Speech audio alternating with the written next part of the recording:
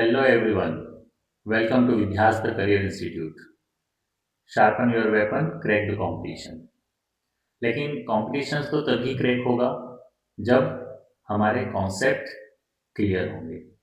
मेरा अनुभव रहा है कोई पिछले 18 सालों में कि बच्चों के कहीं ना कहीं कॉन्सेप्ट्स क्लियर नहीं हो पाते, या जब कॉन्सेप्ट्स क्लियर करने वाली बात आती है तो वो कहीं ना कहीं नाइन्थ को फन वे में निकाल देते हैं, 10th में थोड़ा सिंसियर होते हैं और 11th तक जाते जाते वो कॉन्सेप्ट्स अगर क्लियर नहीं हुए हैं तो उनको वो सब्जेक्ट से बोरियत लगने लगती है।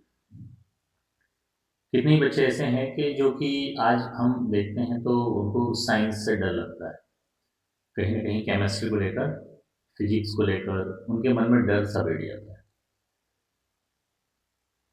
लेकिन डियर स्टूडेंट्स, एक बात बोलना चाहूँगा कि अगर हम किसी चीज़ को दिल से समझेंगे, कंसंट्रेशन के साथ समझेंगे, तो हमें चीज़ें इंटरेस्टिंग दिखने लगेगी। आज हम अपने इस वीडियो में प्रेडिक्टेबल के बड़े बेसिक से कॉन्सेप्ट्स पर बात करने वाले हैं। प्रेडिक्टेबल क्या होती है, उसमें एलिमेंट्स क्या होते हैं, उसमें ग्रुप्स क्या होते हैं, बड़े बेसिक से कॉन्सेप्ट्स हम लोग लेकर चलने वाले हैं प्रेडिक्टेबल को। अगर आप 9th में हैं, 10th में हैं, 12th में हैं, 11th में हैं, कोई फ़र्क नहीं पड़ता। अगर आपको छोटा-सा भी डाउट है प्रेडिक्टेबल से रिलेटेड, तो मेरा प्रॉमिस है कि आज के बाद वो डाउट आपके मन में नहीं रहेगा, क्योंकि मैं आपको इस प्रेडिक्टेबल को इतने आसान तरीके से समझाने वाला हूँ कि आपके डाउट्स पूरी तरह से क्रिस्टलाइन क्लियर हो जाएँगे। लेकिन आपसे भी एक ही प्रॉमिस मुझे चाहिए होगा कि आप इस वीडियो को पूरा एंड तक ज़रूर देखेंगे, क्योंकि अगर आप वीडियो को नहीं देखेंगे तो कहीं न कहीं वो डाउट्स आपके हमेशा बने रहेंगे। तो प्रॉमिस मेरा है कि कॉन्सेप्ट्स क्लियर होंगे, लेकिन आप भी अपने आप से प्रॉमिस करें कि वीडियो को पूरा देखेंगे और हर एक चीज़ को, छोटी से छोटी चीज़ को समझेंगे कंसंट्रेशन के साथ में। अगर हम केवल टाइम पास करने के लिए आए हैं या फिर टाइम पास कर रहे हैं तो इस वीडियो को बिल्कुल ना देखें। केवल मेरा लक्ष्य उन्हीं बच्चों को लेकर है कि जो अपने करियर को लेकर सिंसियर हैं, जिनके अपने सपने हैं, अपने माता-पिता के सपने हैं और वो अपने जी-जान लगाने के लिए तैयार हैं उन सपनों को पूरा करने के लिए। तो ज़्यादा समय नहीं लेते हैं, हम लोग जल्द से जल्द शुरू करते हैं हमारा प्रेडिक्टेबल का कॉन्सेप्ट। एक चीज़ और बोलूँगा कि अगर आपको लगता है कि आपको चीज़ें कुछ यहाँ पर समझ में आई है, तो आप चैनल को लाइक और सब्सक्राइब ज़रूर करें और अपने दोस्तों के साथ भी शेयर करें ताकि उनका भी कुछ फ़ायदा हो सके, उस चीज़ों को आसानी से समझ सकें। तो चलें हम देखते हैं। इतिहास में सबसे पहले हम पीरियडिक टेबल की ही बात कर रहे हैं आज। पीरियडिक टेबल अगर देखें तो इंट्रोडक्शंस पर बात करें कि पीरियडिक टेबल एक साइंटिफिक चार्ट है जिसमें सभी नोन एलिमेंट्स को अरेंज किया गया है। ये अरेंजमेंट एटॉमिक नंबर के इंक्रीजिंग ऑर्डर में होता है। इससे हमें केमिकल एलिमेंट्स की प्रॉपर्टीज और रिलेशन समझ में मदद मिलती है। आपको एक चीज मैं बताऊं कि प्रेडिक्ट टेबल स्टार्टिंग में जब हमने बात की थी प्रेडिक्ट टेबल की, तो प्रेडिक्ट टेबल स्टार्टिंग में ये मैनलिफ्स के थ्रू दिया गया था। सबसे पहले मैनलिफ ने सबसे पहला प्रेडिक्ट टेबल बनाया था 1869 में। लेकिन उसमें क्या हुआ था कि एलिमेंट्स को एटॉमिक मास का ऑर्डर में अरेंज किया गया था। हालांकि मैंडलिव्स ने सबसे पहले इस डायरेक्शंस में पहल कर बहुत कुछ चीज़ें हमें दी है। हम एलिमेंट्स को एटॉमिक मास के बेसिस पर अगर देखें तो एटॉमिक मास को इंक्रीजिंग ऑर्डर में जमाना पूरे प्लेट्स के लिए, पूरे एलिमेंट्स के लिए पॉसिबल नहीं है। आज मॉडर्न प्रेडिक्ट टेबल की अगर बात करते हैं तो सबसे पहला पॉइंट्स बनता है कि मॉडर्न प्रेडिक्ट टेबल में एलिमेंट्स को उनके एटॉमिक मास के बेसिस पर जनरली अरेंज नहीं किया जा सकता है। मॉडर्न प्रेडिक्ट टेबल में अगर बात करें तो मॉडर्न प्रेडिक्ट टेबल में एलिमेंट्स को उनके एटॉमिक नंबर के बेसिस पर अरेंज किया गया है। क्या होता है एटॉमिक नंबर? अगर हम किसी को पूछते हैं कि एटॉमिक नंबर क्या होता है, बच्चों को ये बहुत सी चीज़ें, अगर हम छोटी-छोटी सी चीज़ें पूछते हैं तो नहीं आती है। आप भी बताएँ, मुझे इसका जवाब दें। कमेंट्स में डालें कि प्रेडिक्ट एटॉमिक नंबर क्या होता है। काफ़ी लोग बोलेंगे कि atomic number generally sir elements का नंबर है जिस पर हम एलिमेंट्स को रखते हैं पीरियड्स में। ठीक है, हम उसको कंसीडर करते हैं। एक्चुअल में एटॉमिक नंबर वो नंबर दिया क्यों? वो नंबर देने के पीछे रीज़न है, अगर हम बात करें वो नंबर देने के पीछे रीज़न क्या है कि अगर कोई सा एक एटम है, तो उसके न्यूक्लियस के आउटसाइड इलेक्ट्रॉन होंगे और न्यूक्लियस के अंदर उसके पास में 2 तरह की चीज़ें होंगी। एक प्रोटॉन होगा, दूसरा उसमें न्यूट्रॉन होगा। तो नंबर ऑफ प्रोटॉन और नंबर ऑफ इलेक्ट्रॉन हमेशा किसी भी एटम को अगर लेकर चलें तो उनके दोनों हमेशा नंबर ऑफ प्रोटॉन्स और नंबर ऑफ इलेक्ट्रॉन्स इक्वल होते हैं। जैसे कि अगर हम बात करें फॉर एग्जांपल कि सोडियम सोडियम के पास में एटॉमिक नंबर है 11। 11 एटॉमिक नंबर से इन द सेंस हम ये बोलना चाह रहे हैं कि सोडियम को 11 नंबर पर रखा है पीरियोडिक टेबल में। इसका मतलब ये हुआ कि सोडियम के पास में नंबर ऑफ प्रोटॉन्स भी 11 ही रहेंगे, इवन नंबर ऑफ इलेक्ट्रॉन्स भी 11 ही रहेंगे।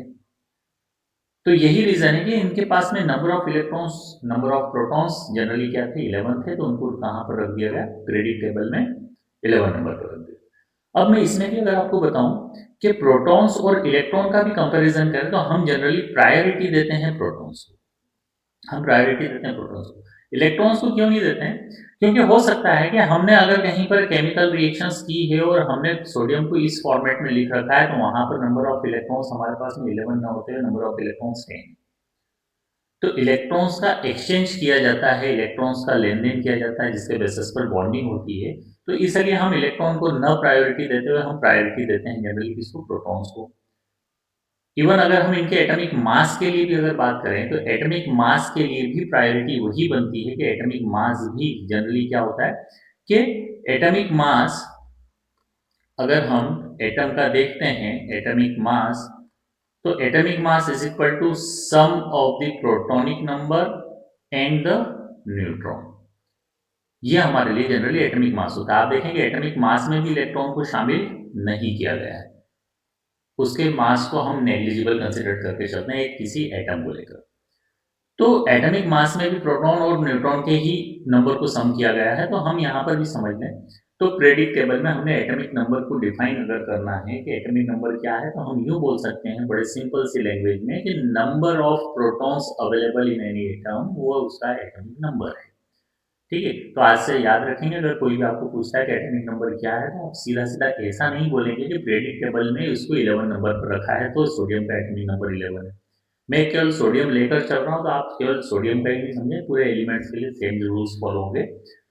आप जब भी आप जवाब देंगे, तब आप ये कहेंगे कि प्रोटॉनिक नंबर उसका इतना है, नंबर ऑफ प्रोटॉन्स की अवेलेबिलिटी इतनी है उस एटम्स में, इसलिए उसका नंबर हमारे पास में इतना है। जैसे फॉर एग्जांपल मैंने सोडियम के लिए आपको दिया, ठीक है? आई होप आपको ये चीज़ बड़ी क्लियर हुई होगी। आगे चलते हैं हम। हेनरी मोज़ले ने भी दिया है, देखो मैं आपको यहाँ पर सारे बेसिक से कॉन्सेप्ट बताने वाला हूँ, तो इसलिए एकदम हायर लेवल पर हम ना जा रहे हैं, इसलिए मैं बहुत सी चीज़ें यहाँ पर क्या कर रहा हूँ, स्किप करते चल रहा हूँ। आपको अभी केवल बेसिक से कॉन्सेप्ट दूँगा, मैं आपको बेसिक टू एडवांस ले जाने का प्रॉमिस कर रहा हूँ। स्ट्रक्चर पर बात करते हैं, अभी पीरियोडिक टेबल पर हम चलकर देखेंगे, तो वहाँ पर होगा क्या कि पीरियड्स और 7 हॉरिजॉन्टल रोज़ होती है। आपने अपनी पीरियोडिक टेबल को देखा होगा, मैं आपको स्क्रीन पर लेकर आ जाता हूँ, कि पीरियोडिक टेबल में जनरली क्या होता है कि पीरियोडिक टेबल में पीरियड्स आप देखेंगे 1, 2, 3, 4, 5, 6, 7, ये 7 पीरियड्स अवेलेबल हैं। 7 पीरियड्स अवेलेबल हैं, एक्चुअल में इनको हॉरिजॉन्टल लाइन्स में हम बात करते हैं कि हॉरिजॉन्टल मतलब लेफ्ट टू राइट। आपके लेफ्ट साइड से राइट साइड पर जाने पर हमारे पास में नंबर जैसे-जैसे चेंज होते जा रहे हैं, हमने नंबरिंग भी उस तरीके से ही की है पीरियडिक बेसिस पर। नाम भी पीरियडिक टेबल बोला है, तो पीरियडिक बेसिस पर ही नंबर दिए गए, न कि ग्रुप के बेसिस पर। आप देखेंगे कि पीरियड्स में सबसे पहला एलिमेंट होता है हाइड्रोजन और दूसरा एलिमेंट हमारे पास में चले जाता है कौन? हीलियम। थर्ड एलिमेंट फिर आ जाता है हमारे पास में लिथियम, फिर बेरिलियम, फिर boron, carbon, nitrogen, oxygen, fluorine, neon. This is how हम पीरियड्स में आगे बढ़ते हैं। पीरियड्स में आगे बढ़ना मतलब लेफ्ट टू राइट डायरेक्शन में आगे बढ़ना, ये हमारे लिए पीरियड्स है। नंबरिंग पीरियडिक बेसिस पर दी गई है। ग्रुप्स की बात करते हैं, तो हमारे पास में टोटल 18 ग्रुप्स हैं जो कि अब वर्टिकल कॉलम्स की बात कर रहे हैं हम लोग यहाँ पर कि कितने वर्टिकल कॉलम्स हैं, तो बोले पूरे प्रीडिक्ट टेबल को अरेंज करने में टोटल 18 ग्रुप्स अवेलेबल हैं, 18 वर्टिकल कॉलम्स आपको देखने को मिलेंगे यहाँ पर 1 2 3 4 5 6 7 8 9 10 11 12 13 14 15 16 17 और 18। तो आप देखें कि इन्हें हम ग्रुप्स में बात कर रहे हैं, मतलब आपके फर्स्ट ग्रुप में जो एलिमेंट्स हैं वो हैं कौन? Hydrogen, lithium, sodium, potassium, rubidium, caesium, francium. यहाँ तक हम फर्स्ट ग्रुप्स की बात कर रहे हैं। तो आई होप आपको पहला पॉइंट्स क्लियर हुआ होगा कि पीरियड्स किसको बोल रहे हैं और दूसरा ग्रुप्स किसको बोल रहे हैं। अब हमेशा याद रखना, मैं जब भी आपको पीरियड्स बोलूं तो आपके दिमाग में एक ही चीज चलना चाहिए कि सर लेफ्ट टू राइट की बात कर रहे हैं, और अगर मैं आपको ग्रुप बोल रहा हूं तो आपको समझ में आना चाहिए सर अप टू डाउन या वर्टिकल कॉलम की बात कर रहे हैं, क्योंकि ये पीरियड्स और ग्रुप अगर क्लियर है तो आगे की चीजें और आसान हो जाएगी। क्योंकि अब सारी चीजें जब भी मैं बोलूंगा पीरियड्स में ऐसा होता है, ग्रुप्स में ऐसा होता है, तो आपको ये सारी चीजें क्लियर होना चाहिए।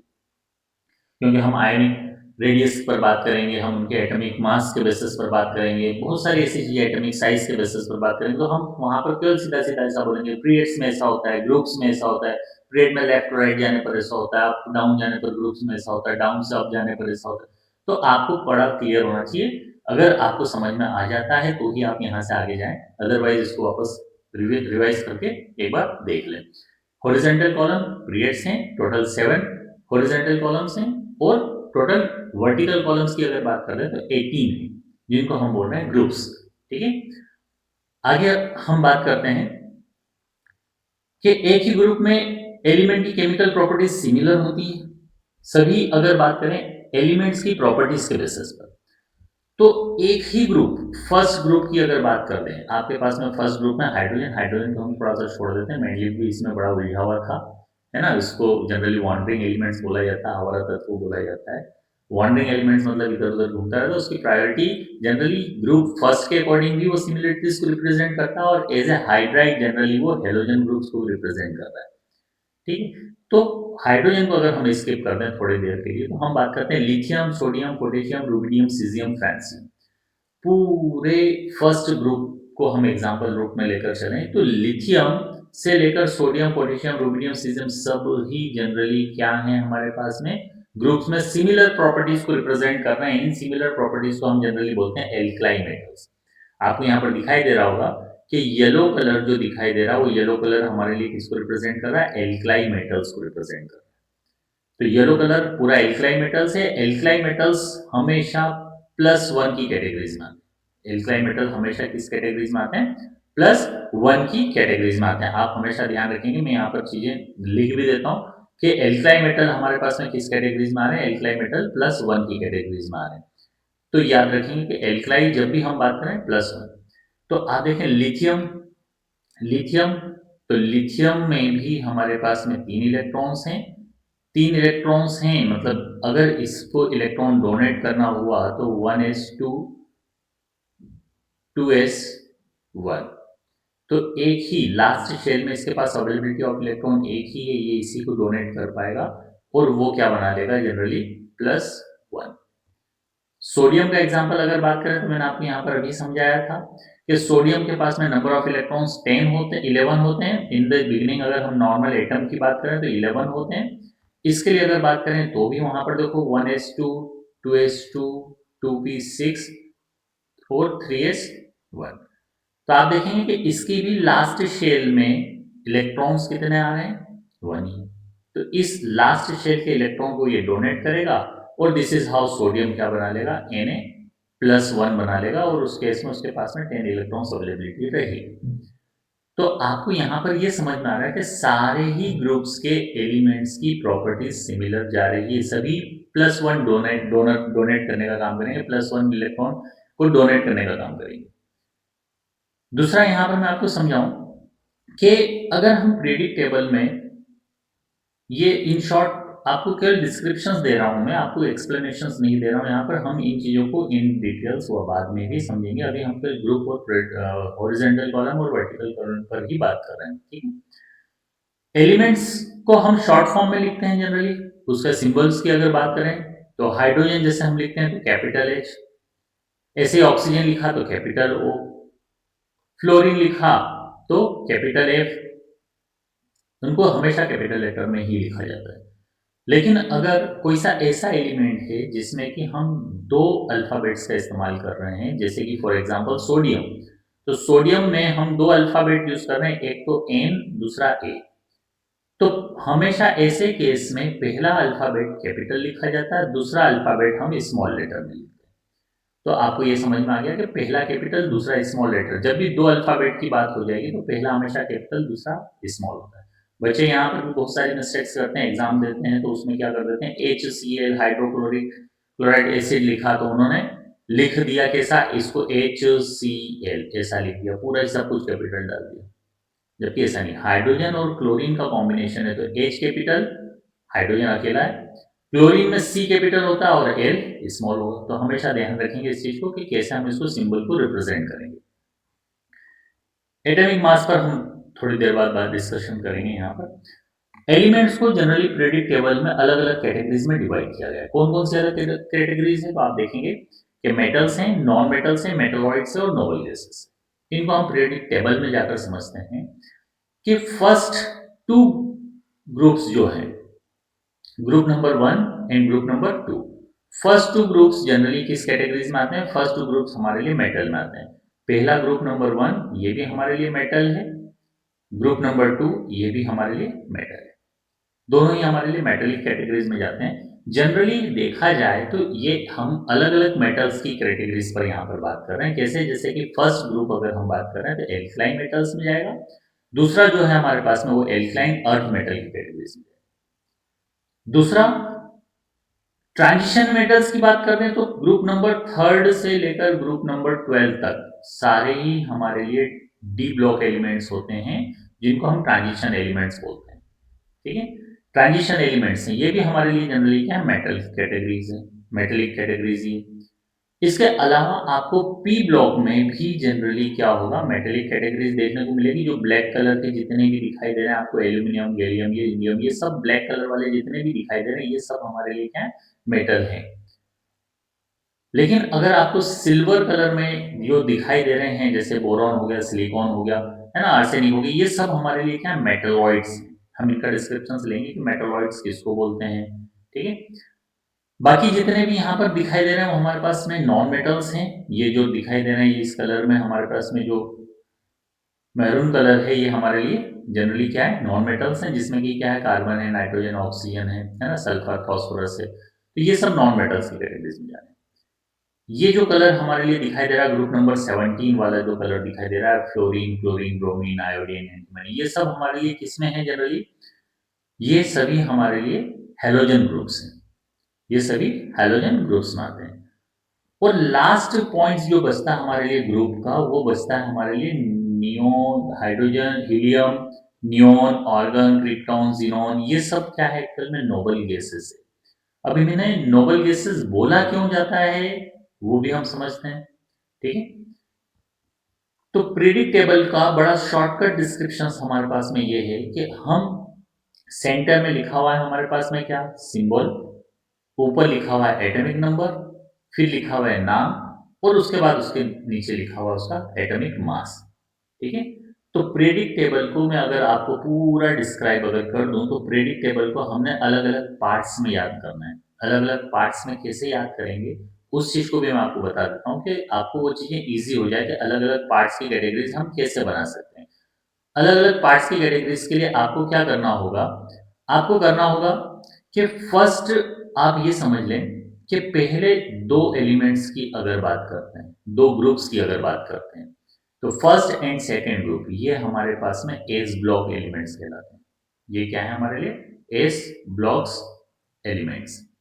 एस ब्लॉक एलिमेंट्स में जनरली वो चीजों को शामिल किया गया है जिनका इलेक्ट्रॉनिक कॉन्फ़िगरेशन में लास्ट इलेक्ट्रॉन एस सेल में शामिल होता है।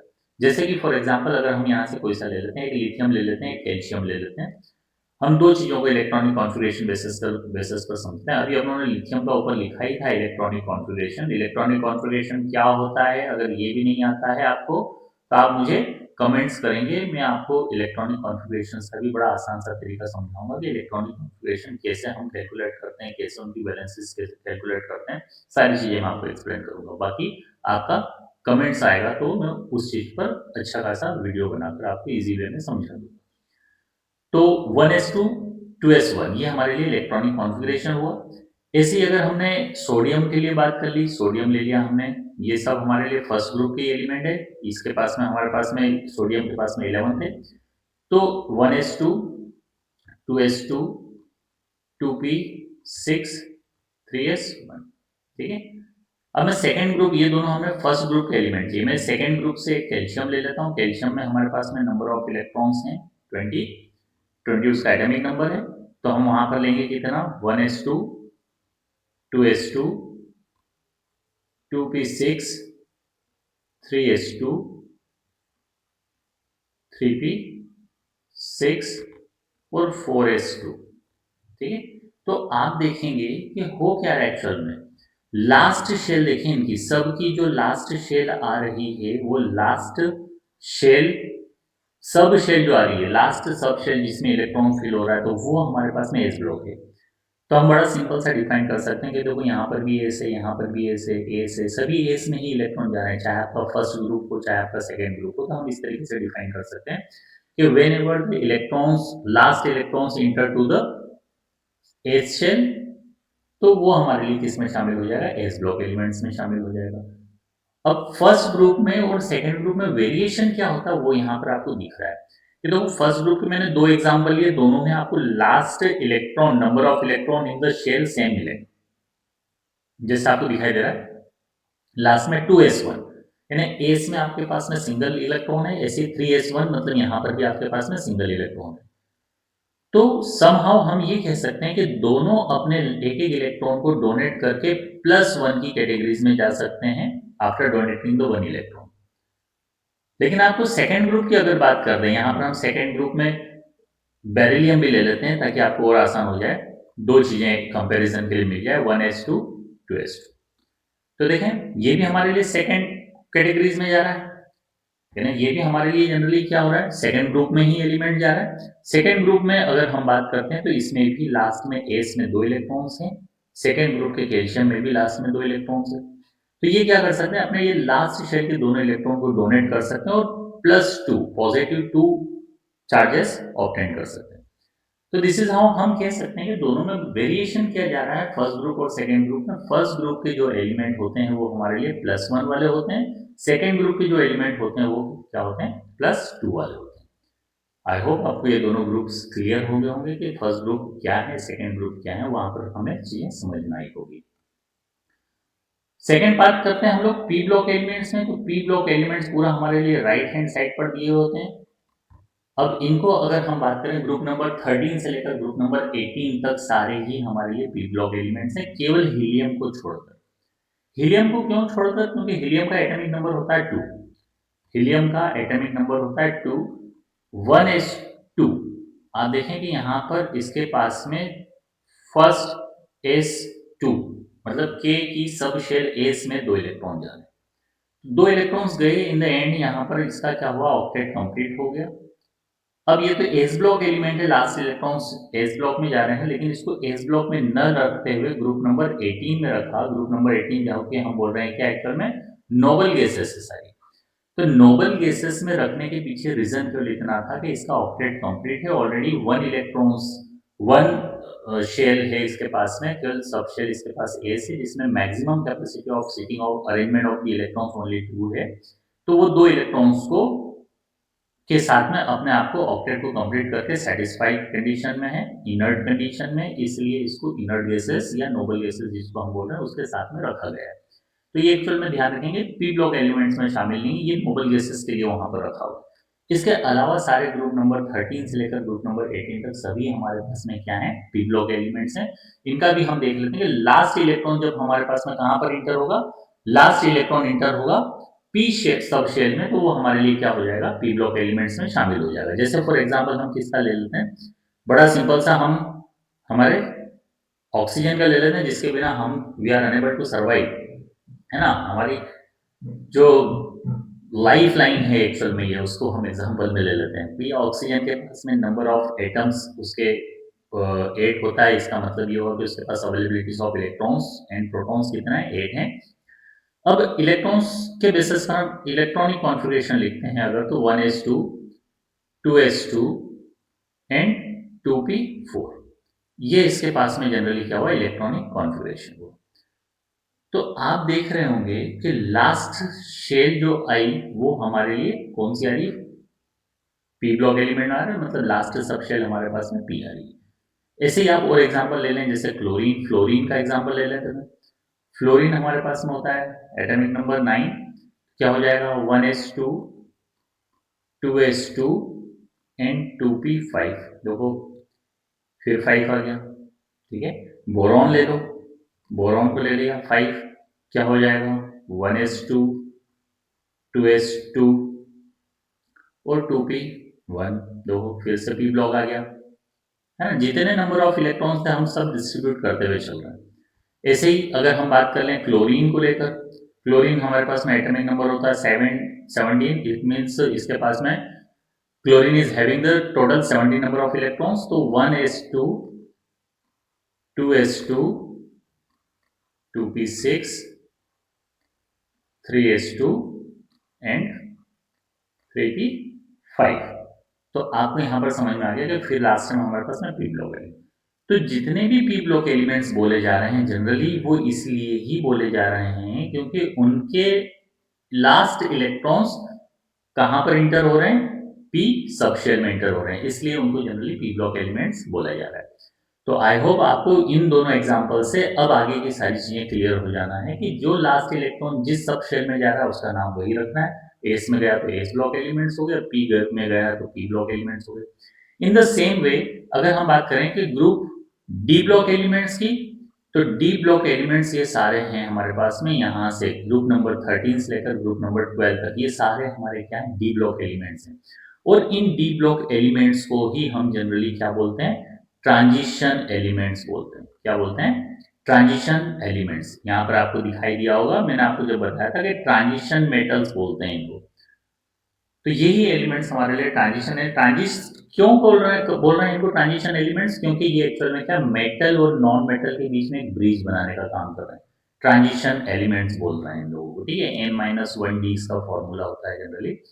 तो ये हम कह सकते हैं कि ये ब्रिज बनाने का काम कर रहे हैं, ट्रांजिस्ट कर रहे हैं कि मेटल से नॉन मेटल के बीच में क्या वेरिएशन निकल कर आएगा, कैसे निकल कर आएगा, ये उस चीज को एक पथ, एक रास्ता बनाकर दे दिया कि यार मेटल यहाँ से धीरे धीरे धीरे धीरे अपनी प्रॉपर्टीज कैसे नॉन मेटल के फॉर्म में चेंज कर रहा है।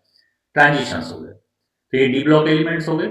इन द सेम वे अगर हम थोड़ा और आगे चलें, तो थोड़ा और आगे जाने पर हमें मिलते हैं क्या, ग्रुप पीरियड 6 और 7 में हमें दो चीजें एक्स्ट्रा मिलती है। 57 से 71 तक आपको देखने को मिलेगा लेंथेनम से लेंथेनाइट शुरू होते हैं 14 एलिमेंट्स। इनको हम बोल रहे हैं जनरली क्या, लेंथेनाइट्स। और यही सेम वे में पीरियडिक टेबल में पीरियड 17 में अगर देखेंगे तो 89 से 103 एक्टिनम मतलब एक्टिनाइट शुरू होंगे यहाँ पर।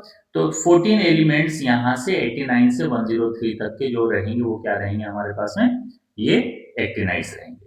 तो ये दोनों ही जनरली एफ ब्लॉक एलिमेंट्स में आते हैं। एफ ब्लॉक एलिमेंट्स मतलब इनके लास्ट इलेक्ट्रॉन एफ ब्लॉक में इंटर होते हैं, ठीक है। डी ब्लॉक मतलब लास्ट इलेक्ट्रॉन डी ब्लॉक में इंटर हो रहे हैं, पी ब्लॉक मतलब लास्ट इलेक्ट्रॉन पी ब्लॉक में इंटर हो रहे हैं, एस ब्लॉक मतलब लास्ट इलेक्ट्रॉन एस ब्लॉक में इंटर हो रहे हैं।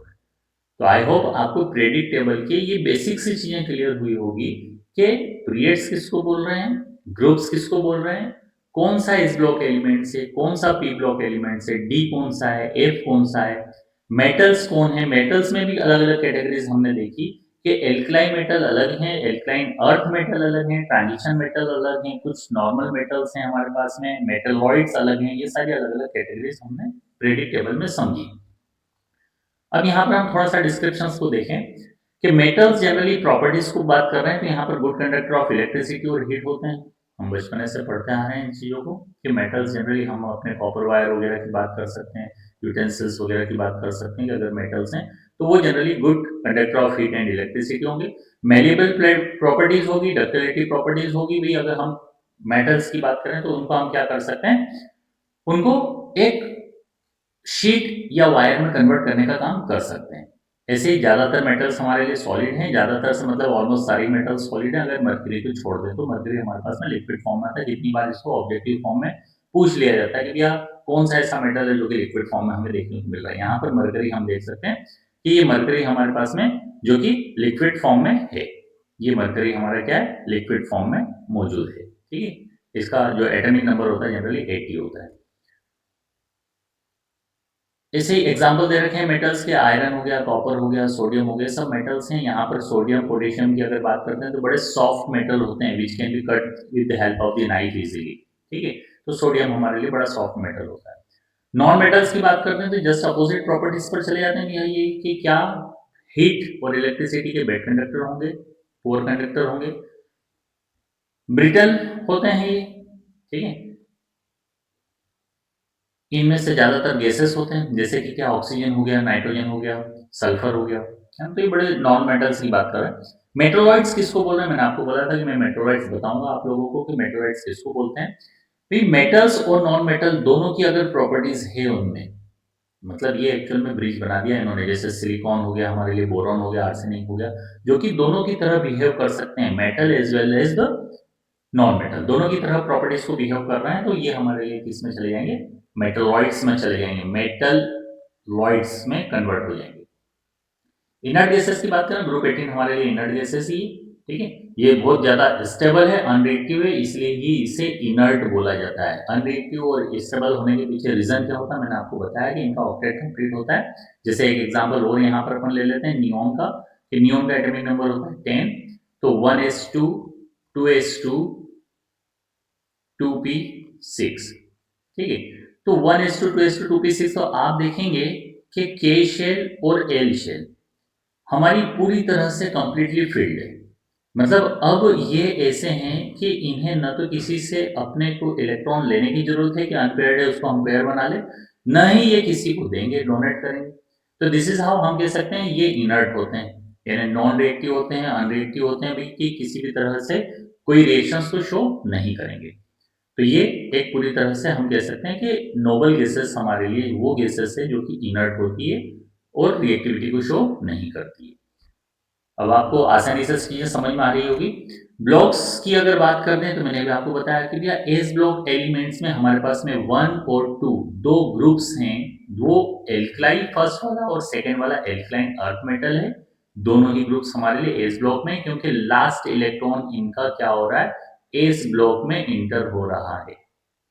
पी ब्लॉक की बात करते हैं तो ग्रुप 13 से 18 तक हमारे लिए सभी क्या है, पी ब्लॉक एलिमेंट्स हैं, क्योंकि लास्ट इलेक्ट्रॉन इनका किस में इंटर हो रहा है, पी ब्लॉक में इंटर हो रहा है। मैंने आपको बताया है कि यहाँ पर हम हीलियम की बात नहीं कर रहे हैं।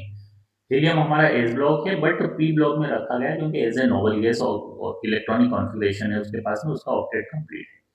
D block element 3 to 2 12, 3 to 12 generally क्या है, ट्रांजिशन मेटल्स हैं हमारे लिए, डी ब्लॉक एलिमेंट्स हैं। लास्ट इलेक्ट्रॉन कहाँ पर इंटर हो रहा है, डी ब्लॉक में हो रहा है। ऐसे ही ए ब्लॉक की बात करते हैं तो ए ब्लॉक में हमारे पास में दो कैटेगरीज शामिल है जो मैंने आपको बताई अलग अलग।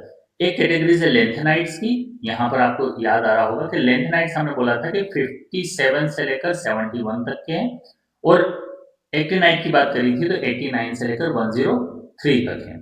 तो ये जनरली क्या है, लेंथेनाइट्स और एक्टिनाइट्स, और इनका लास्ट इलेक्ट्रॉन कहाँ पर हो रहा है, एफ ब्लॉक में इंटर हो रहा है, इसलिए इनको एफ ब्लॉक एलिमेंट्स बोल रहे हैं। इनको प्रेडिक्ट टेबल में प्लेस न देते हुए प्रेडिक्ट टेबल से बाहर अलग से नीचे रखा गया है, क्योंकि ये एफ ब्लॉक एलिमेंट से नीचे इसलिए रखा गया है, उसका रीजन ये था कि 6th पीरियड्स में और 7th ग्रुप में ये generally property similar to the transition show कर रहे थे। इन्हें जनरली देखो, हम आपको मैं यहाँ पर पॉइंट क्लियर करता हूँ थोड़ा सा, कि जो डी ब्लॉक एलिमेंट्स हैं उनको हम जनरली लिखते हैं n-1 डी, और जो एफ ब्लॉक एलिमेंट्स हैं उनको हम लिखते हैं जनरली क्या, n-2f। दोनों में वेरिएशंस केवल इतना है कि ये ट्रांजिशन है और ये इनर ट्रांजिशन एलिमेंट्स है, ट्रांजिट करने का काम दोनों ही कर रहे हैं। ठीक है, बाकी इन डिटेल्स हम आगे जैसे-जैसे अपना लेवल को हम ग्रो अप करते चले जाएँगे, मैं आपको चीज़ें एक्सप्लेन करते चले जाऊँगा। चीज़ें बहुत सारी हैं, लेकिन हम आपको भी पता है कि हम एक ही चीज़ों में यहाँ पर कन्वर्ट नहीं, आज का हमारा उद्देश्य केवल इतना है इस वीडियो को लेकर के आपके बेसिक फंडामेंटल चीज़ों को हम क्लियर कर सकें, जो हमारा जो फाउंडेशंस है वो मजबूत हो सके। ठीक है? तो हम वो सारी चीज़ें लेना चाह रहे हैं यहाँ पर जो हमारे लिए बेसिक है और हमें एटलीस्ट वो तो आना ही चाहिए। ठीक है? प्रेडिक्ट ट्रेंड्स पर बात करते हैं, ये बहुत अच्छा और बहुत इंटरेस्टिंग कॉन्सेप्ट्स है। यहाँ पर अगर हम बात करें एटॉमिक साइज़ को, अगर आपको प्रेडिक्ट टेबल समझ में आ गई, तो आपको ये चीज़ें याद करने की ज़रूरत नहीं है, रट्टा मारने की ज़रूरत नहीं है। मैंने जैसा आपको पहले भी बताया कि अगर कॉन्सेप्ट क्रिस्टल एंड क्लियर हैं, तो हमें किसी चीज़ को रटने की ज़रूरत नहीं है। क्योंकि रटा हुआ ज़्यादा समय तक याद भी नहीं रहता। आप देखो हम कितने हो गए, हम में से कितने लोगों को अनाराम याद हैं, जो कि हमारे बचपने में हमको सिखाए गए होंगे। ठीक है? बहुत गिने-चुने हो सकते हैं, आप लोग कमेंट्स करके बताना मुझे, वीडियोज़ देखें तब कि भैया हाँ, कितने लोगों को अनाराम आते हैं, अ से ग तक, है ना? मुझे भी पता चलेगा कम से कम कि कितने लोग देख रहे हो, कितने लोगों को अनाराम आते हैं। ठीक है? बहुत कम ऐसा रेशियो निकल कर आएगा जिनको अनाराम आते हैं। ठीक है? तो मेरा उद्देश्य यही है कि भई हम अगर कॉन्सेप्ट को क्लियर रखेंगे तो हमें चीज़ें आसानी से समझ में आती चली जाएगी। ठीक है? हम आगे चलते हैं इस पर कि एटॉमिक साइज़ पर बात करते हैं। तो एटम का साइज़ कैसे बढ़ता है आपको मैं यहाँ पे क्लियर कर दूँ। अभी हमने 2 तरह की चीज़ें देखी, एक हमने बात करी थी पीरियड्स की और एक हमने बात करी थी वर्टिकल कॉलम जिनको हम बोल रहे थे क्या ग्रुप्स की। एक हॉरिज़ॉन्टल था, दूसरा एक वर्टिकल था। तो आप देखेंगे जैसे-जैसे पीरियड्स पीरियड्स कैसे अरेंज है ऐसे हैं 1, 2, 3, 4 ऐसे पीरियड्स अरेंज हैं। ठीक है? ग्रुप्स हमारे लिए अगर बात करते हैं तो ग्रुप्स कैसे हैं हमारे पास में अप टू डाउन जा रहे हैं हम लोग कि भई हाइड्रोजन आया, हाइड्रोजन के बाद में लिथियम आ गया, ठीक है? इस तरह से चीज़ें चल रही हैं, लिथियम के बाद में सोडियम आ गया, पोटेशियम आ गया, ठीक है? इस तरीके से चीज़ें चल रही हैं। तो ये ग्रुप्स हो रहा है हमारे लिए। तो आप देखें कि ये फर्स्ट पीरियड है, हाइड्रोजन हमारा कौन से पीरियड में रखा हुआ है? फर्स्ट पीरियड में। लिथियम कौन से पीरियड में रखा हुआ है? सेकंड पीरियड में। सोडियम कौन से पीरियड में रखा हुआ है? थर्ड में। पोटेशियम कौन से पीरियड में रखा हुआ है? फोर्थ में। लेकिन ये सारे हमारे लिए केवल फर्स्ट ग्रुप में ही रखे हुए हैं। समझ में आ रहा है क्या बोलना चाह रहा हूँ? हमारा वर्टिकल कॉलम चेंज नहीं हो रहा है, बल्कि हमारा हॉरिजॉन्टल कॉलम हम इधर जा रहे हैं, हाइड्रोजन के बाद में हीलियम आ रहा है, लिथियम के बाद में बेरिलियम आ रहा है ना? सोडियम के बाद में, तो इस तरीके से हम अगर बात कर रहे हैं तो हॉरिजॉन्टल कॉलम चेंजेस हो रहे हैं। तो हो क्या रहा है आपको एक्चुअल में पता है? हम जब इलेक्ट्रॉनिक कॉन्फ़िगरेशन लिखते हैं तो ये हमारी शेल्स है। ये क्या है? हमारी शेल्स है। आपको पता होगा कि K shell, L shell, M shell, N shell, इस तरह से शेल है। हम इनको प्रिंसिपल क्वांटम नंबर से रिप्रेजेंट करते हैं कि n की वैल्यू अगर 1 है, इसका मतलब वो के शेल में जाता है। अगर n की वैल्यू 2 है, तो वो एल शेल में जाता है। हमारे बोर्ड सर ने इस लॉजिक को लेकर आए थे, है ना? साइंटिस्ट थे वो। n की वैल्यू अगर 3 है, तो वो एम शेल में जाएगा, n की वैल्यू 4 है, तो वो एन शेल में जाएगा। तो ये एक्चुअल में क्या है हमारे लिए? ये पीरियड्स हैं। हम इलेक्ट्रॉनिक कॉन्फ़िगरेशन जो लिख रहे हैं वो यही है। आप देखें कि हाइड्रोजन के लिए लिखते हैं हम लोग क्या? 1s1, एक इलेक्ट्रॉन है उसके पास में, फर्स्ट पीरियड है। लिथियम के लिए देखो क्या होगा? लिथियम के लिए एटॉमिक नंबर 3 होता है, तो वो हम लिखते हैं क्या? 1s2, 2s1। देखो लास्ट शेल कहाँ पर आ रही? सेकंड में आ रही, सेकंड के एस ब्लॉक में आ रही। सोडियम के लिए बात करते हैं, सोडियम के पास में इलेक्ट्रॉनिक कॉन्फ़िगरेशन लिखने के लिए उसके पास में एटॉमिक नंबर कितना है भैया? 11 एटॉमिक नंबर है, मतलब नंबर ऑफ इलेक्ट्रॉन्स अवेलेबिलिटी 11 है। तो हम कैसे लिखते हैं? 1s2, 2s2, 2p6, 3s1। तो आप देखो लास्ट क्या आ रहा है? थर्ड, मतलब थर्ड पीरियड का एलिमेंट है। पोटेशियम में ऐसे ही लास्ट क्या आ जाएगा? 4s1 आ जाएगा लास्ट में। ठीक है, 4s1 आ जाएगा, तो देखो क्या हो गया? फोर्थ में आ गया। तो दिस इज हाउ हम कह रहे हैं कि पीरियड्स चेंज होने पर एक्चुअल में उनके पीरियड्स चेंज हो रहे हैं तो साइज भी चेंज होगा। क्यों चेंज होगा? उसका कारण है, देखो अगर किसी का न्यूक्लियस है, उसके बाहर के शेल है, एल शेल है, एम शेल है, तो न्यूक्लियस से n इज इक्वल टू 1 मतलब के शेल हो गई। ऐसे न्यूक्लियस से n इज इक्वल टू 2 मतलब एल हो गई। न्यूक्लियस से n इज इक्वल टू 3 मतलब एन हो गई, एन इज इक्वल टू 4 मतलब एन हो गई, इस तरह से चल रही है चीजें। एक्चुअल में इनका एटम का रेडियस इंक्रीज होते जा रहा है। देखो के का सर्कल अगर हम बना दे तो ऐसा है, एल का सर्कल बना दे तो और ज्यादा बड़ा है, एम का सर्कल बनाए तो और बड़ा। तो इनकी रेडियस इंक्रीज हो रहे हैं पीरियड्स को बढ़ने पर, मतलब एटम का साइज भी क्या होगा, ग्रो होगा, एटम का साइज भी बढ़ते जा रहा है।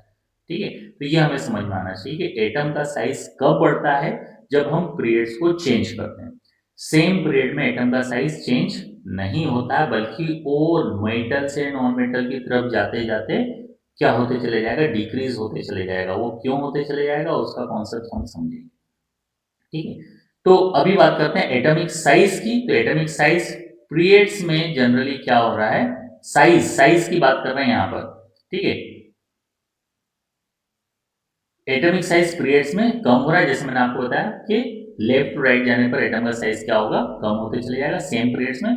लेकिन पीरियड्स चेंज हो रहा है, चेंज हो रहा है मतलब फर्स्ट से सेकंड पर आए, सेकंड से थर्ड पर आए। तो हो क्या रहा है, हमारे पास में ग्रुप की बात कर रहे हैं ना, ग्रुप में ऊपर से नीचे जा रहे हैं, ग्रुप में अप टू डाउन जा रहे हैं, मतलब पीरियड्स चेंज करते जा रहे हैं। पीरियड्स चेंज कर रहे हैं मतलब फर्स्ट पीरियड से सेकंड पर आए, सेकंड से थर्ड पर, थर्ड से फोर्थ पर। सेम ग्रुप में अप टू डाउन जाने पर एटम का साइज इंक्रीज हो रहा है, क्योंकि पीरियड्स चेंज हो रहे हैं वहां पर। कंफ्यूजन बड़ा यहीं पर बनता है। देखो यहाँ पर लिखा हुआ है पीरियड में डिक्रीज होता है, पीरियड्स में डिक्रीज होता है, बुक्स में भी ऐसे लिखा हुआ रहता है, वही हमारे पास में कंफ्यूजन बना हुआ रहता है। एक्चुअल में पीरियड्स में डिक्रीज होता है, मतलब वो ये बोलना चाह रहे हैं यहाँ पर कि लेफ्ट से राइट जाने पर एटम का साइज मेटल से नॉन मेटल की तरफ आगे बढ़ रहे हैं, तो मेटल का साइज नॉन मेटल से कंपेयर करें तो ज्यादा होगा और नॉन मेटल का साइज कम होगा। ठीक है, तो पीरियड्स में आगे बढ़ रहे हैं यानी लेफ्ट टू राइट अगर जा रहे हैं तो एटम का साइज क्या होगा, कॉन्ट्रैक्शंस होने के कारण जनरली वो डिक्रीज हो रहा है। लेकिन ग्रुप में जैसे ऊपर से नीचे जा रहे हैं, ऊपर से नीचे जाने पर हमारे पीरियड्स बदलते जाएंगे। ऊपर से नीचे जा रहे हैं, पहला आया फर्स्ट पीरियड, फिर आया सेकंड पीरियड, थर्ड पीरियड, हम ग्रुप में अप टू डाउन जा रहे हैं, तो एटम का साइज रेडियस बढ़ने के साथ साथ इंक्रीज होते जाएगा। आई होप आपको ये चीज क्लियर होगी। ऐसे आयोनाइजेशन एनर्जी की बात कर रहे हैं। आयोनाइजेशन एनर्जी किसको बोलते हैं, देखो एनर्जी तो हमें समझ में आता है, आयोनाइजेशन किसको बोलते हैं। आयंस नाम से क्लियर होगा कि आयोनाइजेशन में हमने कहा किसी भी मेटल को उसके आयनिक फॉर्म में लेकर आना, किसी भी मेटल को उसके आयनिक फॉर्म में लेकर आना ही क्या कहला रहा है, जनरली आयोनाइजेशन। अब उस आयोनाइजेशन के लिए कितनी एनर्जी की रिक्वायरमेंट है, वो उसका क्या कहला जाएगा, आयोनाइजेशन एनर्जी कहला जाएगी। अब आयोनाइजेशन एनर्जी में भी क्या, दो बड़ा सिंपल सा कॉन्सेप्ट आपको समझ में आ रहा है कि ग्रुप में हम अप टू डाउन जा रहे हैं तो एटम का साइज इंक्रीज होते जा रहा है। मैं यहाँ पर आपको एक एग्जांपल देता हूँ, बड़ा कॉमन सा एग्जांपल भी है। आपको क्या, एक बड़ी पेंसिल दे दी, वहीं पर आपने एक छोटी पेंसिल ले लो, टुकड़े कर दिए उसके। आपको मैंने दोनों को ब्रेक करने के लिए कह दिया, आप बड़ी पेंसिल जो होगी वो आप इजीली ब्रेक कर पाओगे, और छोटी पेंसिल होगी उसको आपको बहुत ज़्यादा मेहनत मशक्कत करना पड़ेगी, बहुत ज़्यादा पावर, बहुत ज़्यादा एनर्जी लगाना पड़ेगी आपको। तो आपको यहाँ समझ में आना पड़ेगा कि समझना पड़ेगा जितना बड़ा रेडियस होगा, यानी एटम का साइज जितना बड़ा होगा, उसमें लास्ट इलेक्ट्रॉन पर न्यूक्लियस का पावर ऑफ अट्रैक्शन कम हो जाएगा। जैसे यहाँ पर हम बात करें कि n is equal to 1, n is equal to 3, तो न्यूक्लियस से थर्ड शेल की डिस्टेंस बढ़ गई, एटम का साइज बड़ा होने के कारण, तो न्यूक्लियस का पावर ऑफ अट्रैक्शन इस लास्ट शेल पर कम हो जाएगा, तो यहाँ से इलेक्ट्रॉन को बाहर निकालना आसान हो जाएगा। तो लास्ट शेल से इलेक्ट्रॉन को इजीली निकाल दिया बाहर, मतलब हुआ क्या एक्चुअल में, उसको इजीली आयन में कन्वर्ट कर दिया। आयन में कन्वर्ट करना ही तो हमारा आयनाइजेशन एनर्जी है। आयन में कन्वर्ट कर रहे हैं मतलब क्या करना चाह रहे हैं, हम ऐसा बोलना चाह रहे हैं कि सोडियम को प्लस फॉर्म में लेकर आए। तो देखो यहाँ पर हमने क्या किया, 10, सोडियम के पास में एटॉमिक नंबर 11 था, 11 इलेक्ट्रॉन में से एक इलेक्ट्रॉन हमने क्या कर दिया, बाहर निकाल दिया। उस केस में यहाँ पर हमने क्या कर दिया, सोडियम को Na प्लस फॉर्म में लेकर आए, सोडियम को आयोनाइज कर दिया। तो उसके इस एक इलेक्ट्रॉन को निकालने के लिए कितनी एनर्जी की रिक्वायरमेंट लगी, वो हमारे लिए आयोनाइजेशन है। तो जितना एटम का साइज बड़ा होगा उतना कम आयोनाइजेशन एनर्जी लगेगी, उसकी आयोनाइजेशन एनर्जी कम होगी। जितना छोटा होगा उतना न्यूक्लियस का power of attraction last shell पर ज़्यादा रहेगा, इसलिए उससे इलेक्ट्रॉन्स को निकालना मुश्किल होगा, उसे ज़्यादा एनर्जी देने की ज़रूरत पड़ेगी, ठीक है? तो पीरियड्स में अगर हम बात करते हैं तो अभी आपको मैंने बताया कि लेफ्ट टू राइट जाने पर पीरियड्स में लेफ्ट टू राइट जाने पर एटम का साइज़ छोटा होता है मतलब आयनाइजेशन एनर्जी वहाँ पर क्या हो जाएगी, बढ़ जाएगी। ग्रुप में ऊपर से नीचे जा रहे हैं तो हम क्या कर रहे हैं जनरली ग्रुप में ऊपर से नीचे जाने पर एटम का साइज बड़ा करते जा रहे हैं। एटम का साइज बड़ा होते चल रहा है मतलब वहां पर क्या होते चले जाएगा, आयोनाइजेशन एनर्जी कम लगेगी, इजीली डिक्रीज हो रही है यहाँ पर। ऐसे इलेक्ट्रोनेगेटिविटी दो सारे सारे ही पॉइंट्स एक दूसरे से इंटरकनेक्टेड हैं, आपको कॉन्सेप्ट को पकड़ कर ही चलना है। इलेक्ट्रोनेगेटिविटी की बात करते हैं तो दो पीरियड्स में इंक्रीज हो रही है, मेटल से नॉन मेटल। मेटल सारे ही हमारे लिए डोनर है, नॉन मेटल्स हमारे लिए जैसे होते हैं एक्सेप्टर कंसिडर करते हैं कि एक्सेप्ट कर रहे हैं इलेक्ट्रॉन को। आपने NaCl का कॉन्सेप्ट समझा होगा कि NaCl सोडियम क्लोराइड है, Na प्लस Cl माइनस दोनों ने अपने आपस में इलेक्ट्रॉन को एक्सचेंज कर लिया और क्या बना लिया एक्चुअल में, NaCl सोडियम क्लोराइड बन गया। तो एक पॉजिटिव एक नेगेटिव। पॉजिटिव मतलब क्या हो गया भैया, डोनर है ना, देने वाला है ये तो, और ये कैसा एक्सेप्टर लेने वाला है। मतलब Na प्लस के केस में मैं आपको कितनी बार अभी लिखकर बता चुका हूं, इसके एक इलेक्ट्रॉन का लॉस हुआ। और क्लोरीन के पास में 17 इलेक्ट्रॉन्स थे, लेकिन हमने क्या किया, उस Na से सोडियम से जो इलेक्ट्रॉन लेकर आए वो हमने एक इलेक्ट्रॉन इसको दे दिया, तो इसने 18 इलेक्ट्रॉन्स करके माइनस कर दिया। तो ये एक्सेप्ट कर रहा है इलेक्ट्रॉन को और सोडियम क्या कर रहा है, डोनेट कर रहा है इलेक्ट्रॉन्स को।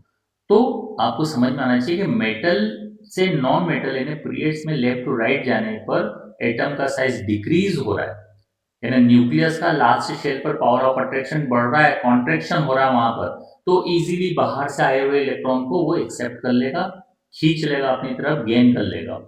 तो वो इलेक्ट्रोनेगेटिविटी को रिप्रेजेंट करेंगे और मेटल क्या करेंगे, डोनेट करने का काम करेंगे। डोनर है ये तो डोनेट करने का काम करेंगे। तो ये जनरली क्या होगा, पीरियड में इलेक्ट्रोनेगेटिविटी लेफ्ट राइट जाने पर बढ़ गई।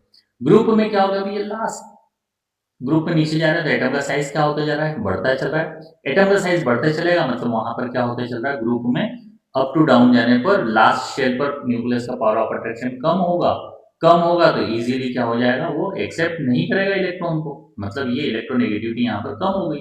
ठीक है, अब आपको मैं एक थोड़ा सा एक बड़ा क्लियर सा छोटा सा कॉन्सेप्ट बताता हूँ कि जितना छोटा एटम उतना ज्यादा इलेक्ट्रोनेगेटिविटी, जितना बड़ा एटम उतनी कम इलेक्ट्रोनेगेटिविटी।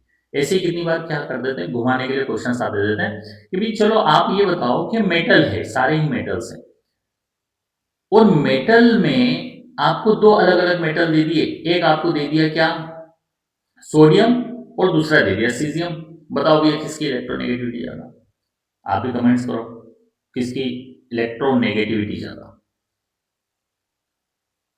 ऑब्वियसली भाई सोडियम से मतलब ये हुआ कि एटम का साइज छोटा है, सीजियम का एटम का साइज बड़ा है। तो जिसके एटम का साइज छोटा उसकी इलेक्ट्रोनेगेटिविटी ज्यादा है, जिसके एटम का साइज बड़ा उसकी इलेक्ट्रोनेगेटिविटी कम। ठीक है, मेटेलिक कैरेक्टर्स की बात करते हैं तो पीरियड्स में लेफ्ट टू राइट अगर आगे बढ़ते हैं हम लोग, लेफ्ट से राइट की तरफ जाते हैं, सेम पीरियड्स में लेफ्ट टू राइट की तरफ बढ़ रहे हैं, तो वहां पर क्या हो रहा है, मेटेलिक कैरेक्टर्स खत्म हो रहे हैं, सीधे सीधे नॉन मेटेलिक कैरेक्टर्स आ रहे हैं, और नॉन मेटल के बाद में तो इनर्ट आ गए। ठीक है, ऐसे ग्रुप में अप टू डाउन जा रहे हैं तो भैया डोनर बढ़ रहे हैं, एटम का साइज बढ़ रहा है, इजीली इलेक्ट्रॉन दे रहे हैं, मतलब मेटेलिक कैरेक्टर्स इंक्रीज हो रहे हैं। ठीक है, ऐसे ही इसको घुमाकर अगर यूं बोलते हैं तो ग्रुप में नीचे से ऊपर जा रहे हैं तो एटम का साइज छोटा हो रहा है, तो सेम ग्रुप में नॉन मेटेलिक कैरेक्टर्स इंक्रीज हो रहे हैं नीचे से ऊपर जाने पर। ठीक है, नॉन मेटेलिक कैरेक्टर्स में पीरियड्स में हमारे पास में इंक्रीज हो रहे हैं, ग्रुप में ऊपर से नीचे जा रहे हैं तो जनरली क्या होंगे, ये डिक्रीज होंगे। तो ये हमारे ट्रेंड्स थे जिन पर हम बात कर रहे थे कि ट्रेंड्स किसको बोल रहे हैं। ठीक है, ऐसे ही नेक्स्ट पॉइंट पर बात करते हैं एलॉयज। एलॉयज क्या एक्चुअल में मिक्सचर है, किसी भी मेटल्स या नॉन मेटल्स को हम मिक्स कर कर एक एलॉयज बना लेते हैं। एलॉयज का बड़ा सिंपल सा कॉन्सेप्ट बनता है कि एलॉयज क्या करता है जनरली, एक तो रस्टिंग प्रोसेस आप देखो, स्टेनलेस स्टील, मेल्ड स्टील, ये सब क्या है एक्चुअल में एलॉयज है। तो मिक्सचर है एक्चुअल में, ये कोरोजन प्रोसेस, मेटल की कोरोजन प्रोसेस को कम कर देते हैं। कोरोजन प्रोसेस क्या होता है, एटमॉस्फेरिक मॉइस्चर और एयर की कंडीशंस में जनरली मेटल्स क्या करता है, रस्टिंग प्रोसेस में जा रहा है, वही हमारे लिए कोरोजन है, तो कोरोजन को बचाने का काम कर रहे हैं। तो एलॉयज, एलॉय देखो सबसे पहला दे रखा ब्रास, तो कॉपर और जिंक का मिक्सचर, दोनों ही मेटल है हमारे पास। ब्रोंज बनाते हैं, आप देखो ब्रोंज मेडल मिलता है, तो ब्रोंज के साथ कॉपर और टीन का मिक्सचर है। स्टील, अभी मैंने आपको स्टील का ही एग्जांपल दिया, आयरन और कार्बन का मिक्सचर है, ठीक है? तो ये हमें समझ में आना चाहिए कि क्या चीज़ें हैं हमारे पास में, ठीक है? आई होप आपको ये सारी चीज़ें अच्छी लगी होगी, आपको ये सब बेसिक से कॉन्सेप्ट बड़े क्लियर लगे होंगे। लेकिन आपको मैं एक चीज़ ज़रूर क्लियर कर दूँ कि ये सारी चीज़ें भी यूजेस भी दे रखे हैं, यहाँ पर यूजेस आप देख सकते हैं। प्रेडिक्ट टेबल का यूज़ क्या है, एलिमेंट्स की प्रॉपर्टीज़ प्रेडिक्ट करना है कि आगे कैसे होगा एलिमेंट्स। आपको मेंडलीव की बात अगर याद आ रही होगी, तो उसने कितने ही एलिमेंट्स को अपनी सही पोज़ीशंस पर रखा और कुछ खाली जगह छोड़ दी उसने। कि इन फ्यूचर इस प्रॉपर्टी से रिलेटेड अगर कोई सा एलिमेंट्स अगर मिलता है, उस समय पर इतने एलिमेंट्स खोजे नहीं गए थे इन द बिगनिंग। आज हमारे पास में 118 एलिमेंट्स हैं पूरे प्रेडिक्ट टेबल में। 118 एलिमेंट्स में कुछ एलिमेंट्स ऐसे भी हैं जो कि सिंथेसाइज हैं, मतलब उन्हें हमने डायरेक्टली नेचुरली ऑब्टेन नहीं किया, बल्कि उसको कहीं ना कहीं हमने लैब में तैयार किए हैं। ऐसे एलिमेंट्स भी मौजूद हैं हमारे पास में। तो उसने प्रिडिक्शंस किया था मैंडलेट ने कि इस कैरेक्टर्स से रिलेटेड कोई सा एलिमेंट्स आएगा और उसको इस पोजीशंस पर रखा जाएगा, और ऐसा हुआ भी।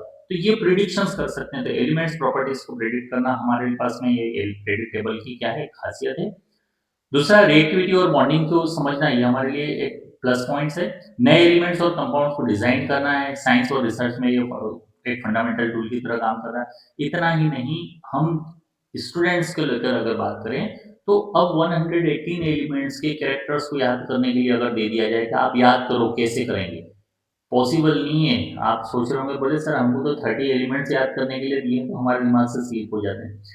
पॉइंट इतना है कि अगर एक जैसे कैरेक्टर्स हम एक जैसी ग्रुप में रख देंगे, तो हमारे पास में दिमाग में होच-पोच नहीं होगा। आपने देखो मेडिकल का एग्ज़ाम्पल यहाँ पर लो, कि हम किसी टैबलेट्स या किसी सिरप वगैरह को, कफ सिरप वगैरह को लेने के लिए अगर मेडिकल पर गए, हमने बोला कि ये चाहिए, तो वो फटाफट सारी टैबलेट्स निकाल कर दे देते हैं। इतना मेडिकल स्टोर में इतना मेडिकल रखा हुआ है, उसमें से वो फटाफट निकाल कर दे देते हैं। क्यों? क्योंकि वेल अरेंजमेंट है, अल्फ़ाबेटिकल ऑर्डर में अरेंज कर रखा है। तो उन्हें मेहनत कम लग रही है, वहाँ पर सीधा-सीधा फट गए, बोले क्या अच्छा ये लाए और निकाल कर दे दिया। ए से रिलेटेड है तो ए सेक्शन में चले जाएँगे, बी सेक्शन किससे रिलेटेड है, बी सेक्शन में चले जाएँगे। तो आसानी हो रही है यहाँ पर। वही चीज़ हमारे साथ भी है कि प्रेडिक्ट टेबल को अरेंज किया ताकि हम उनके क्या एटॉमिक मासेस, उनके एटॉमिक नंबर, उनके कैरेक्टर्स, है ना? उनकी प्रेडिक्शंस, उन सारी चीज़ों को आसानी से लर्न कर सकें, स्टडी आसान कर सकें। ठीक है? तो उम्मीद है आप सभी को वीडियो पसंद आया होगा, आप सभी को ये सारी चीज़ें अच्छी लगी होगी। अगर आपको ये चीज़ें समझ में आ रही है, तो आप मुझे कमेंट कर कर बताएँ, मुझे भी मोटिवेशन मिलेगा उस चीज़ से। मैं आगे आपको इससे रिलेटेड और भी चीज़ें अच्छी-अच्छी लेकर आने वाला हूँ। आप चैनल को ज़रूर सब्सक्राइब करें, लाइक करें और शेयर करें। आप सब्सक्राइब कर लेंगे तो मेरे जितने भी चैनल से मेरे वीडियोज़ जो आने हैं, जो आप कॉन्सेप्ट्स को क्लियर करने के लिए हैं, बेसिक कॉन्सेप्ट्स भी आपको क्लियर होंगे। बेसिक से एडवांस की तरफ हम लोग जब जाएँगे, तो आपको सबसे पहले वो नोटिफ़िकेशन मिल सके, आप ताकि कोई सा वीडियोज़ को चूके ना। ठीक है? सो थैंक यू एवरीवन। मैं आपको आज लास्ट में यही बात बोलना चाहूँगा कि पढ़ो दिल से, समझो स्माइल से, पढ़ो इतना क्लियर कि डाउट हो disappear, clear concept, confident minds, कन from confusion to clarity with Zaheer sir. So thank you everyone, thank you to all of you. मिलते हैं अपने नेक्स्ट वीडियो में।